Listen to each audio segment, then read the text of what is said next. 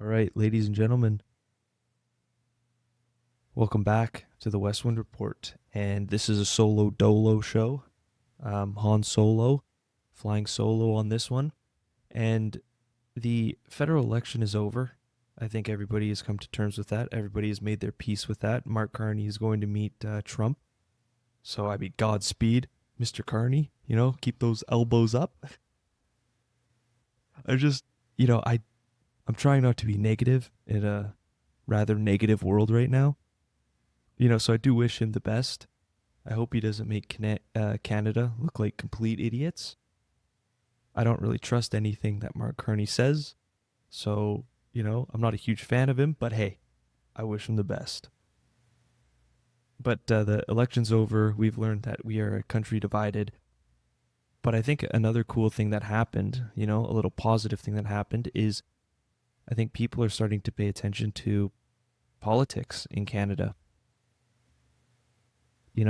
For a very long time, it's kind of just been not really talked about in the mainstream and in, the culture of people. But I don't know, I think a lot of people woke up, right?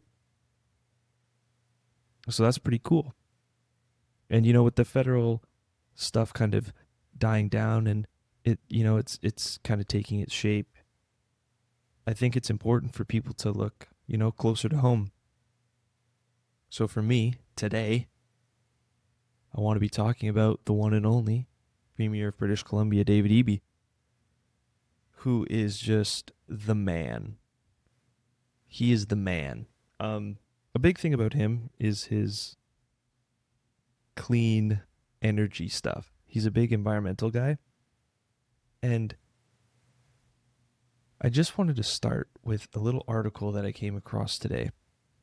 And for those of you just listening, I'm just going to read a little bit of it here. 7 years and $4 billion later, BCNDP won't hit emissions targets. Bummer, man. Bummer. We were so close to hitting those emission targets, man. What's going to happen? Is the world going to end? That's what you made it sound like. The ocean was going to start boiling. But anyways, BC has failed to reduce its climate pollution levels at all after 7 years and more than $4 billion in spending. And when they say $4 billion in spending, they mean $4 billion in taxpayer money. So you and I. And will not be able to hit even the first of its legislated emissions reductions targets, the government revealed this week. Energy Minister Adrian Dix made the admission while releasing a Clean BC report that was supposed to have been made public last fall, but he said was delayed because of the provincial election. Oh, fancy that. It's almost like if this report came out when there was the by-election in BC, people probably would have been pretty pissed at the NDP. So they just held it back. There's a lot of things going on. A lot of balls in the air. An election, right? We just have like every mainstream media source on our side. And all of the boomers. But not all the boomers, right? But just old people who vote NDP. Like he just admitted, Adrian Dix just admitted this. It's just crazy. Yes, he goes on to say, it is apparent from the report, and the purpose of the report is to be absolutely clear on these points, that we are not on track to meet our near 2030 goals. It is the first time the BC NDP government has admitted publicly it cannot meet the greenhouse gas reduction targets it passed into law in 2018. Oh, fancy that. Yet they passed these emissions into law. They applied them to all the corporations, all of the developers. We were all paying carbon tax as citizens. But the own government couldn't hit their own goals. We got taxed to hell. Money just left BC. And now here we are. Like, maybe it's time to put this whole climate change thing at rest, or just put it on the back burner for now. Because we've got, an opioid crisis that's fueled by the BC government with safe injection sites and handing out, you know, Dilaudid to drug addicts who just go and then sell it to the street dealers. And then those street dealers sell it to whoever, and then the drug addicts just get fentanyl. Anyways, we've got a housing crisis, plus a homelessness crisis, that's for sure. Rising crime. What else? Just overall affordability, cost of living. So I think climate change can just be put on the back burner. Like, hey guys, we spent $4 billion on this and it didn't make a damn difference. Maybe we should stop talking about this. Maybe we should stop trying to put solar panels everywhere.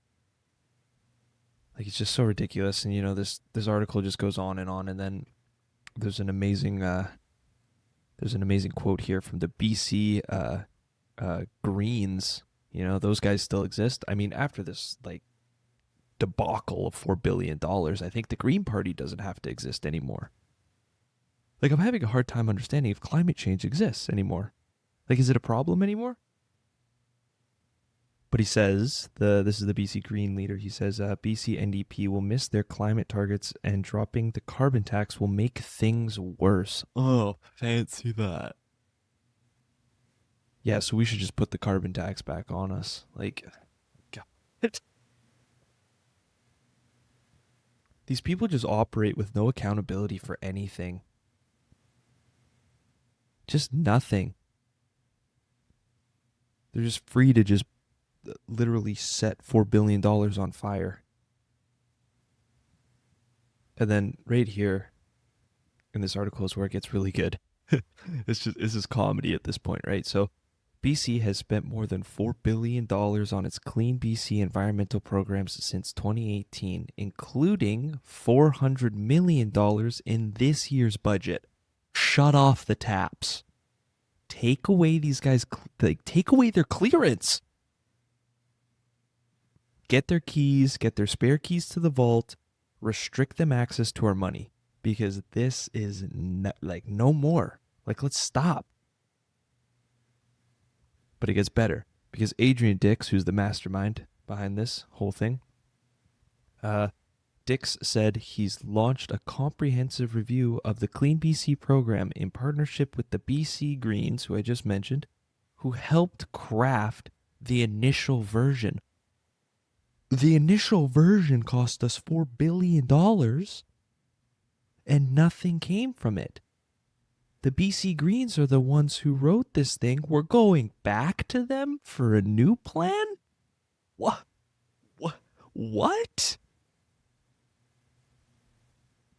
Like, I'm having a hard time believing this is not a satirical article here. We're going back.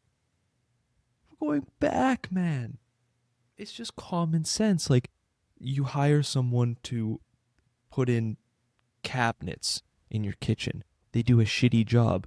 You need cabinets in your bedroom. You don't hire the same guy because he doesn't know what he's doing. And these guys just want a by-election. Like, I can't believe this. And, like, with this article, they're not addressing it at all. Nothing is being addressed. Like, I'm going to show you this clip of Eby, and he's talking about spending more money for more clean energy projects. Like, listen to this guy.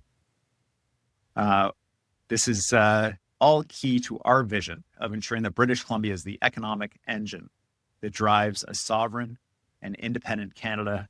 And my message to the Prime Minister has been consistent with that. We need a strong federal partner in this work.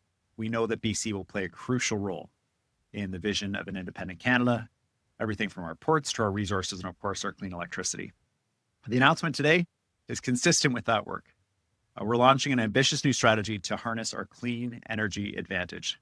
This includes a second call for power with the goal of powering more than 500,000 more homes with clean electricity in this province. Through the plan, we're going to boost our clean energy supply. We're going to create employment for British Columbians right across province.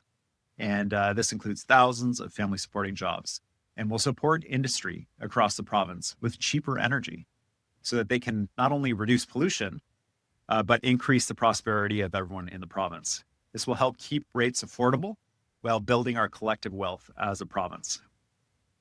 This is about powering our future, reducing pollution, and securing a strong and prosperous future for the next generation, building strong economies, and doing it in a way that works for everybody in the province. We can do this if we work together, and we will work together, British Columbians and Canadians alike, as we ensure that we're not only standing up to the threats coming from south of the border, but that we're actually building a country that is strong and free and proud and powered by clean BC electricity. Like, okay, we're going to help decarbonize Alberta. Bro, Alberta's on the verge of separating because they want to drill more oil, and they want to build more pipelines, and they want to export natural gas and oil. What are you talking about? No one's picking up your calls in Alberta. Why does he think he's so important? And can someone tell David Eby that he's bad at clean energy stuff, whatever that means, like solar panel? Like when he says clean electricity, that's what he means. He means like solar panels. My goodness, man. Like, we have so much lumber here. A big export that we do is coal. So it's like, what? I feel like I'm just like, I'm stuck in this paradox. Like, we're investing all this money into clean energy, but we're also exporting like coal. And we have a pipeline that leaves our port in BC. Like, can we just get our affairs in order here? And if clean energy is so important to you, David Eby, then why did you remove Tesla from the EV rebates? And then I'm pretty sure they're getting rid of the rebates altogether, or scaling it back. But why'd you remove Tesla? It's because you have full blown Trump derangement syndrome, where like you just hate America. Like, why do you hate America? Canada's like #1 trade partner. Like, I get it if you don't like Donald Trump. Like, I don't agree with everything the guy says, but he's running his country. And premiers like David Eby and Doug Ford,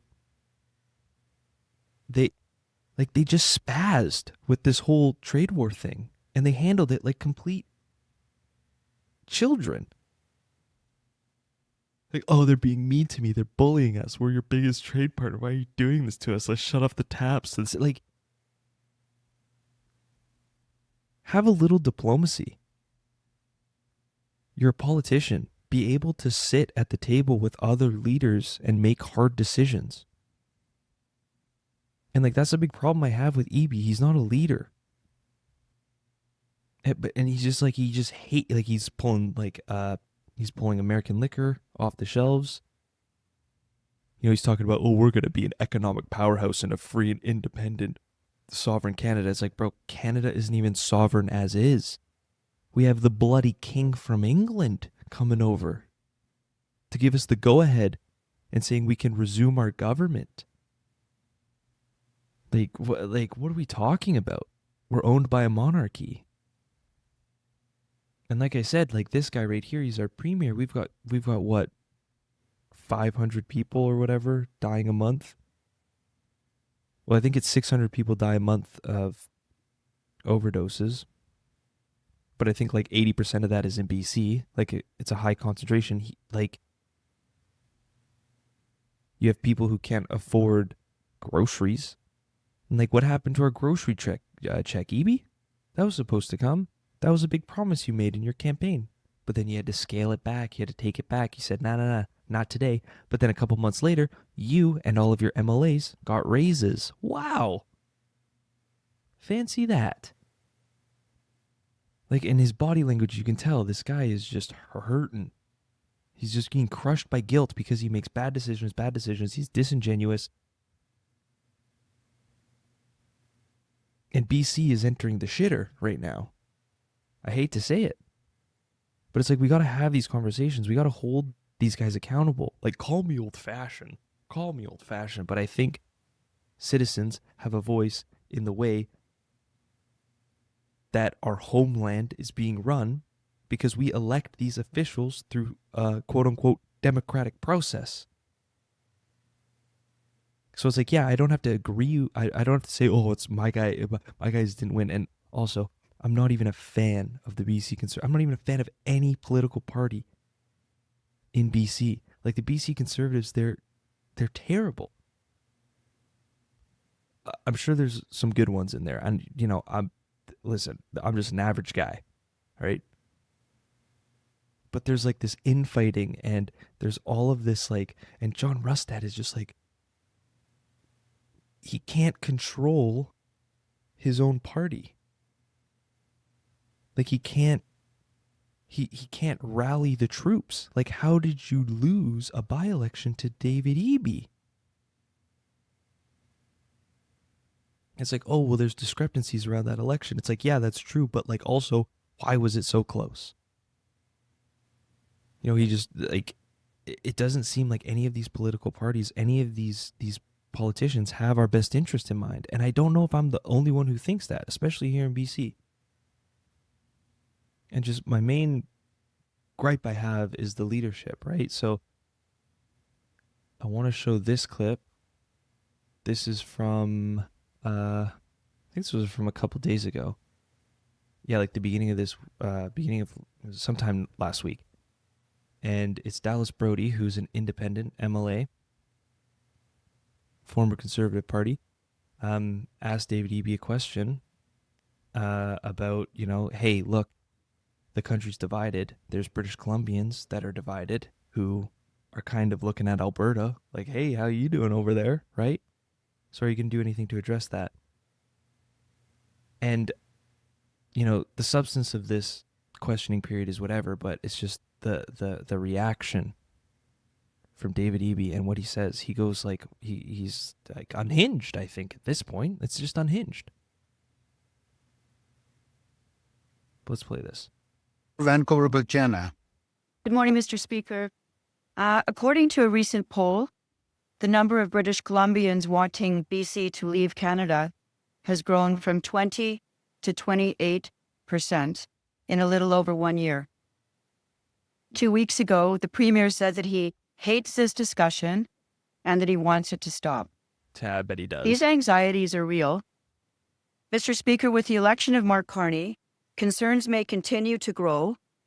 Will the Premier commit to acknowledging and engaging in meaningful consultation with this growing community about how to restore their hope in the future of this province and in our great country? See, that seems like a fair question, How are we going to restore the fate of British Columbians in this province and in the great country? Like she's saying, like, how are we going to rally the troops? Because I think Dallas Brody, I think she sees it on the streets, man. Premier. Thank you, Honorable Speaker. I am very excited to work with the new Prime Minister of Canada, Mark Carney. I bet you are. What he is saying about his commitment to trade corridors, to energy corridors, to supporting clean energy, consistent with a bill that was recently introduced to the House from the Minister of Energy around our electricity system here in the province and our support for the province of Alberta to help them decarbonize, for our support to the Yukon, support to major projects here to reduce carbon pollution, grow our economy, his support for critical minerals and mining, and the mining proposals we have going forward, the new mines we're opening here in the province, his commitment to make sure people get the training that they need, very consistent with our government's commitment to ensure people are trained for the jobs of the future, but most importantly, for his commitment to all Canadians, that we are going to stand on our own 2 feet, that we will not be apologists to Donald Trump and his 51st state agenda. Bro, what are you talking about? We're going to stand on our own 2 feet and we're not going to be apologists to Donald Trump. You're such a nerd. Such a baby. I said I was trying not to be negative in a negative world, but man, what are you talking about? British Columbians are dying. They can't afford to live here anymore. They're fleeing to Alberta. Like, just Donald Trump lives rent-free in David Eby's head. What we're seeing is people who want to flee the United States and come to Canada. I'm sorry. What? Oh my God. What? What we're seeing is Americans who want to flee the States to come to Canada, to BC, one of the highest taxed places in the world. No one wants to come here, man. The only people that live here are people like me who have lived here our whole lives pretty much. No one's coming. Oh, I'm sorry. Are you talking about the foreign investment into the real estate market? Mr. Eby, is that what you're perhaps talking about? I think you're confusing America with a different country, good sir. We want to welcome them here. We want to stand strong as an independent and sovereign country. And I look forward to working with the Prime Minister and all my colleagues across Canada on that.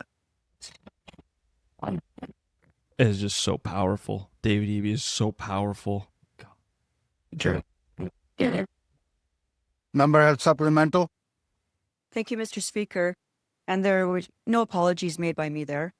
The Premier says he supports Team Canada, but has done nothing to address the greatest threats to our unity. Political interference by the Chinese Communist Party, the fragmentation of BC by over 200 bands, each asserting its own sovereignty, and the strangulation of our economy by powerful US-funded environmental groups and other hostile powers that are active in BC. British Columbians are losing hope, Mr. Speaker, and so I ask again, will the Premier engage in meaningful consultation with this critical group of people in British Columbia? And, like, that's fair. He doesn't answer the question, obviously. Like, it's completely fair. It's like, man, stop talking about the States. Let's start talking about BC and what we're going to do. Let's get rid of this clean energy talk. Let's stop spending money on that, right? Let's cut taxes. And Dallas Brody is an independent MLA who said, amidst this trade war, we should cut taxes 50% for people who make under $100,000 a year. Yeah, that helps in a trade war.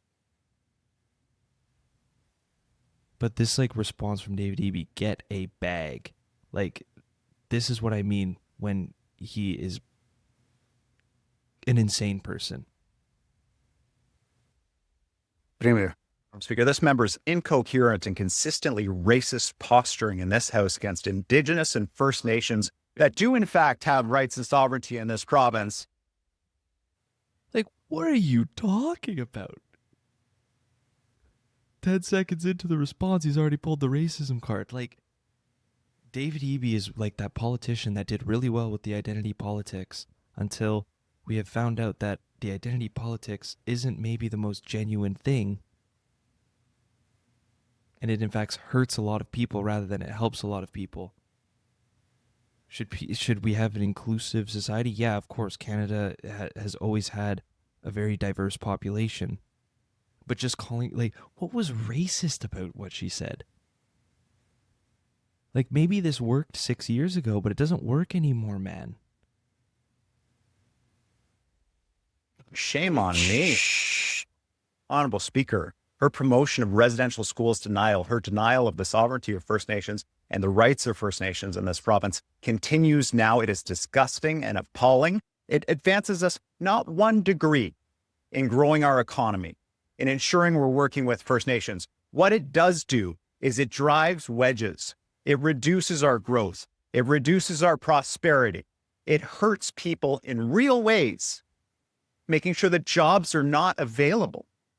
And so I ask the member to refrain from her hateful rhetoric, to step back and reflect on the impact of her very real words as a leader in the community. I can't listen to the rest of this. He's like about to start crying. It's so disingenuous. It's so crazy. It's so he's just off base with this. It's so ironic. You guys drive wedges. It's like, bro, all you do is drive wedges. You just talked about like the 51st state stuff. Like you didn't even address how British Columbians are feeling. And like you want to just I don't drive wedges. I just call people who I disagree with racist and incoherent. When I don't want to answer a question, you're just a racist, incoherent, and this has no place. And, it actually takes us further back. It's like, no, the BCNDP government has taken us further back.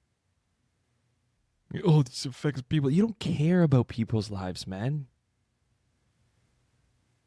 We're the fentanyl center of the world. Foreign regimes money launder through our province due to your government's policies and lack thereof. Like, give me a break, man. So I'm going to end it here. This is just a nice short one, but we're going to be on David Eby. Because this guy is so out of touch. He's so disingenuous. He doesn't care about British Columbians. He doesn't care about, having us be a prosperous province. Because if he did, we would be that by now. We would be that by now. But anyways, I wish him all the well, him and his family. I wish them all the well. Yeah, that's it. So we're going to just wrap it up there. And I hope to talk to you all again soon.